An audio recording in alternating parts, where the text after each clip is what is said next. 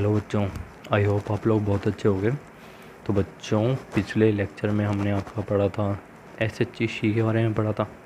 तो शी के बारे में हमने क्या क्या पढ़ा था कि एक तो ये रेफरेंस इलेक्ट्रोड होगा, है ना, कि ऐसा इलेक्ट्रोड था, रेफरेंस इलेक्ट्रोड था जो बाकी इलेक्ट्रोड के स्टैंडर्ड रिडक्शन पोटेंशियल निकालने के काम आता था, है ना। दूसरे इलेक्ट्रोड के स्टैंडर्ड रिडक्शन पोटेंशियल निकालने के काम आता था। हमने ये सब बात की थी। फिर हमने बोला था कि इसका भैया ये इलेक्ट्रोड है, दो तरह का नेचर शो कर सकता है, कैथोड भी बन सकता है और ये एनोड भी बन सकता है। भैया ये दोगुला टाइप का होता है, रंग बदल लेता है। जब कैथोड की तरह ज़रूरत होती है कैथोड की तरह काम कर लेता है, जब एनोड की तरह ज़रूरत होती है एनोड की तरह काम कर लेता है। भैया ज़्यादा मेहनती है ये। और हमने फिर पढ़ा था कि भैया तुम्हारा, इसका कंस्ट्रक्शन पढ़ा था कि ये बीकर सा होगा, इसके अंदर HCl सॉल्यूशन होगा, H+Cl नेगेटिव में टूटेगा। एक तुम्हारी रोड होगी, मतलब कांच की कोई ट्यूब सी होगी जिसके अंदर हाइड्रोजन गैस आएगी, ठीक है। प्लेटिनम रोड होगी। हमने पढ़ ली थी इसके अंदर सेल रिएक्शन की, जब ये कैथोड की तरह काम करेगा तो रिडक्शन होगा, इलेक्ट्रॉन को लेके क्या फॉर्म कर लेगा, हाइड्रोजन गैस। और जब एनोड की तरह काम करेगा तो इसका क्या होगा, ऑक्सीडेशन, तो ये H+ फॉर्म आयन फॉर्म कर लेगा इलेक्ट्रॉन को लूज़ करके, ना। इस तरह से हमने कंस्ट्रक्शन वगैरह देख लिया था। और हमने भी बोल लिया था कि इसकी और ये स्टैंडर्ड, मतलब ये टेम्परेचर के कौन से पे, टेम्परेचर 298 पे, और इसका HCl की कंसनट्रेशन 1 मोलर, यानी कि स्टैंडर्ड की भी हमने बात कर ली थी। फिर बच्चों हमने आपकी बात करी थी आपकी किसका जो आपका इलेक्ट्रोड पोटेंशियल होगा, ये चाहे ऑक्सीडेशन पोटेंशियल की बात कर लो, रिडक्शन पोटेंशियल की बात कर लो, इसका जो इलेक्ट्रोड पोटेंशियल होगा वो हमेशा क्या होगा, जीरो होगा।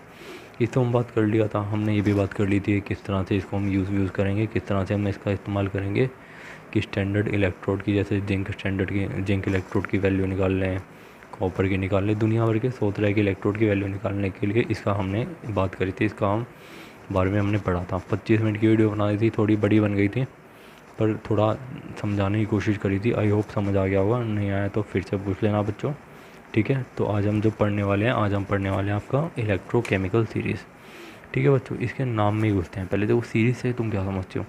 सीरीज़ मतलब कुछ भी अरेंजमेंट, कुछ भी सीक्वेंस, जैसे 1 2 3 4 5 6 7 ये नंबर की सीरीज़ है। अब वेब सीरीज़ चल रही है आजकल बड़ी, वेब सीरीज़ क्या होगी, वो एपिसोड हो गए लगातार 5 6 7 8, वो भी सीरीज़, मतलब लगातार कॉन्टीन्यूटी में कुछ अरेंजमेंट, है ना।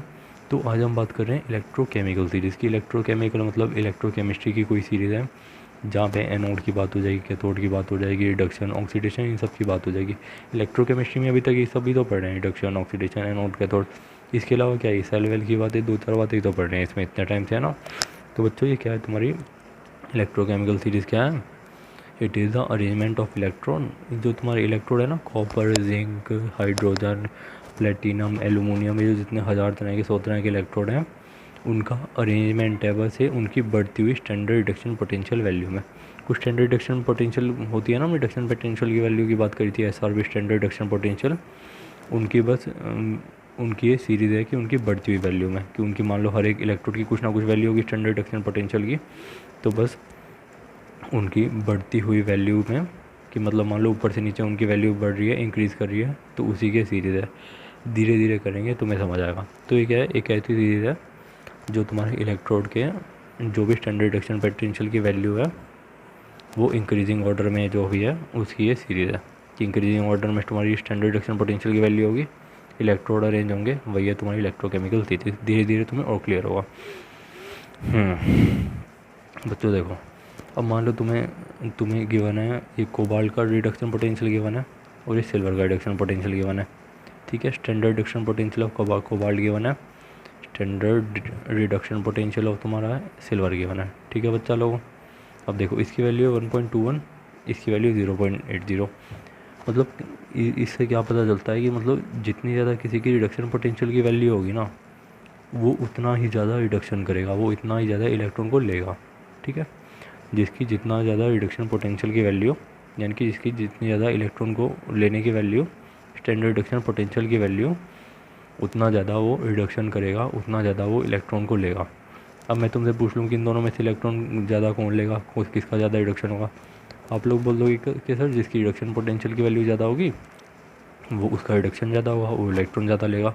तो इधर से रिडक्शन की किसका ज़्यादा आ जाएगा, तुम्हारा ये कोबाल्ट का, क्यों? क्योंकि इसकी SRP वैल्यू गिवन है, ये SRP वैल्यू ज़्यादा है तो इसलिए इसका रिडक्शन भी ज़्यादा होगा। ठीक है बच्चों, अब देखो इधर से एक बात सामने आई कि जिसकी स्टैंडर्ड रिडक्शन पोटेंशियल वैल्यू ज़्यादा, कि मतलब रिडक्शन पोटेंशियल से कि तुम क्या समझते हो, मतलब पावर, रिडक्शन करने की पावर है ना, ऐसी वैल्यू जो रिडक्शन पावर की वैल्यू होता है। पोटेंशियल मतलब कि तुम बोलते नहीं कि तुम बच्चों, तुम्हें भी मोटिवेट करने के लिए बोलते होंगे कि आप लोगों के अंदर बहुत ज़्यादा पोटेंशियल है, आप कर सकते हैं ना, बहुत ज़्यादा पोटेंशियल है, यानी कि बहुत ज़्यादा पावर है आपके अंदर।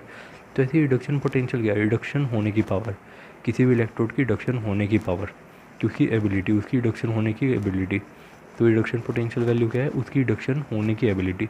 तो जिसकी रिडक्शन पोटेंशियल वैल्यू जितनी ज़्यादा, उसका रिडक्शन उतना ज़्यादा, यानी कि उसकी इलेक्ट्रॉन लेने की इच्छा शक्ति उतनी ज़्यादा। जितनी ज़्यादा reduction value, reduction potential value, उतना ज़्यादा रिडक्शन, उतना ज़्यादा इलेक्ट्रॉन को लेने की इच्छा शक्ति, उतनी ज़्यादा एबिलिटी, और उतना ज़्यादा ऑक्सीडाइजिंग, उतना बढ़िया ऑक्सीडाइजिंग एजेंट। ऑक्सीडाइजिंग एजेंट कैसे? मान लो कि जैसे मान लो कोई एटम है, उसका मान लो कोई भी एटम है, उसका क्या हो रहा है? ऑक्सीडेशन। उसका मान लो कोई, उसका हो रहा है मान लो कोई भी आयन है, उसका क्या हो रहा है? मान लो उसका हो रहा है तुम्हारा रिडक्शन हो रहा है, A2 पॉजिटिव से A में वो कन्वर्ट हो गया, इसका क्या हुआ? रिडक्शन। तो बच्चों जो इसने इलेक्ट्रॉन लिए, कहाँ? हवा से लिए होंगे क्या इलेक्ट्रॉन? तुम खुद बताओ, हवा से तो नहीं ले सकता। इसने क्या करा होगा? इसने किसी दूसरे एटम से, मान लो किसी B एटम से इसने इलेक्ट्रॉन को लिए होंगे, उससे इलेक्ट्रॉन लिए और उससे इलेक्ट्रॉन इसने चेन लिए, है ना। तो इसका तो A एटम का तो क्या हुआ? रिडक्शन हुआ। सामने वाले का इसने क्या करा है? ऑक्सीडेशन। जिससे भी इसने इलेक्ट्रॉन लिया है, इलेक्ट्रॉन लिए, उसका क्या करा है? ऑक्सीडेशन।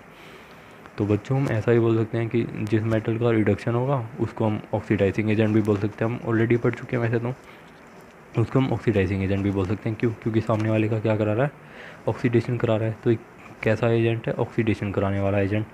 तो इसको हम ऑक्सीडाइजिंग एजेंट भी बोल सकते हैं, यानी कि जिस मेटल का तुम्हारा रिडक्शन होगा उसे हम ऑक्सीडाइजिंग एजेंट भी बोल सकते हैं। जो जितना बड़ा रिडक्शन, जिसका जितना बढ़िया रिडक्शन होगा वो उतना ही बढ़िया ऑक्सीडाइजिंग एजेंट होगा। समझ रहे हो ना कि मतलब इस खुद का तो रिडक्शन हुआ, सामने वाले का क्या कराया? ऑक्सीडेशन।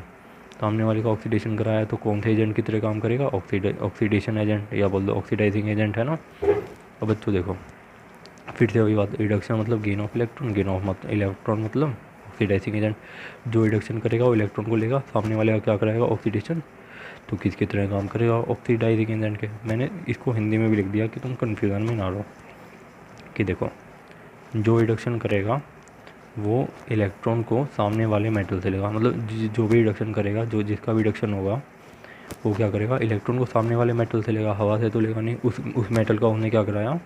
सामने वाले मेटल का उसने क्या कराया? ऑक्सीडेशन कराया।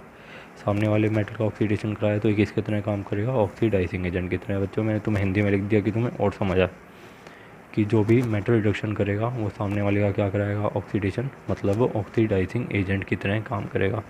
ठीक है बच्चों, ऐसी सिमिलरली ऑक्सीडेशन के केस में देख लो, किसी मेटल का ऑक्सीडेशन हुआ मतलब लॉस ऑफ इलेक्ट्रॉन हुए।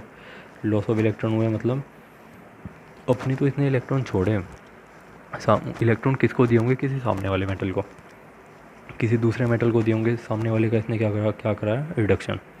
सामने वाले मेटल का इसने रिडक्शन कराया ना, तो इसलिए हम जो भी मेटल ऑक्सीडेशन करेगा हम उसे क्या बोल सकते हैं? Reducing agent. ठीक है बच्चों, जिस मेटल ने भी रिडक्शन करा, जिस मेटल ने भी इलेक्ट्रॉन लिए, उसको हम क्या बोलेंगे? Oxidising agent. जिस मेटल का भी ऑक्सीडेशन हुआ, सामने वाले का उसने रिडक्शन कराया, तो उसको हम क्या बोलेंगे? तुम्हारा रिड्यूसिंग एजेंट। ठीक है बच्चा लोगों, आई होप तुम समझ रहे होगे बातों को। एक रिएक्शन से इस बात को और समझ लेते हैं। बच्चों मान लो इधर ये सेल रिएक्शन थी ना, हमने गैल्वेनिक सेल में पढ़ी थी सेल रिएक्शन। मान लो तुम्हारा क्या हुआ? जिंक से Zn2+ फॉर्म हुआ, इसका हुआ ऑक्सीडेशन। इधर Cu2+ ने क्या करा? इलेक्ट्रॉन को लिया। Cu2+ इधर 2+ चार्ज था, इधर कोई चार्ज नहीं है, यानी कि कॉपर ने इलेक्ट्रॉन को लिया, यानी कि इसका क्या हुआ? रिडक्शन हुआ, है ना। जिंक का क्या हुआ? ऑक्सीडेशन हुआ, कॉपर का हुआ रिडक्शन। तो बच्चों जिंक ने जो इलेक्ट्रॉन छोड़े किसको दिए? कॉपर को। कॉपर का क्या करा है? रिडक्शन। तो जिंक किसकी तरह काम करेगा? रिड्यूसिंग एजेंट की तरह। क्यों? क्योंकि जिंक का खुद का तो ऑक्सीडेशन हुआ है, कॉपर का उसने क्या कराया है? रिडक्शन। तो जिंक किसकी तरह काम करेगा? रिड्यूसिंग एजेंट की तरह, है ना। अब देखो कॉपर का खुद का तो हुआ है रिडक्शन, इसने जिंक का क्या कराया? ऑक्सीडेशन। जिंक का ऑक्सीडेशन कराया ना, तो कॉपर किसकी तरह काम करेगा? ऑक्सीडाइजिंग एजेंट की तरह। वीडियो को पॉज करके थोड़ा सोच के देखना माइंड से।